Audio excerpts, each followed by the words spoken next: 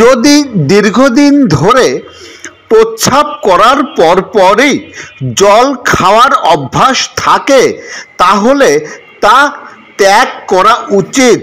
প্রস্রাব করার সঙ্গে সঙ্গে জল খেলে কিডনিতে পাথর হওয়ার ঝুঁকি বেড়ে যায়। মূত্র ত্যাগের সময়ে কিডনি ও ব্লাডার সক্রিয় হয়ে ওঠে।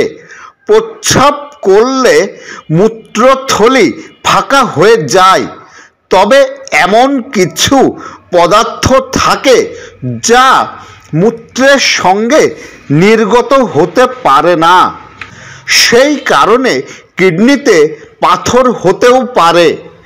তবে নিয়ম মেনে নির্দিষ্ট সময় অন্তর জল খেলে সেই আশঙ্কা কমে যায়। বিশেষজ্ঞরা বলেছেন, প্রস্রাব করার 20 থেকে 25 মিনিট পরে জল খাওয়া সবথেকে স্বাস্থ্যকর।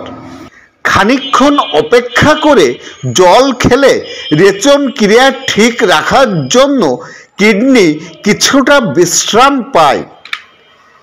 শুধু তাই নয়, কিডনিকে ভালো রাখার জন্য ঢকঢক করে জল খাওয়ার পরিবর্তে বিশ্রাম নিয়ে জল খাওয়ার পরামর্শ দেন বিশেষজ্ঞরা। এটাই ছিল আমার আজকের ভিডিও। আমার এই ভিডিও যদি আপনাদের ভালো লেগে থাকে তাহলে লাইক, কমেন্ট এবং শেয়ার করবেন, আর সাবস্ক্রাইবটা অবশ্যই করে দিবেন, যাতে করে সুন্দর সুন্দর স্বাস্থ্য বিষয়ক ভিডিও খুব সহজে অতি দ্রুত আপনাদের কাছে পৌঁছে দিতে পারি।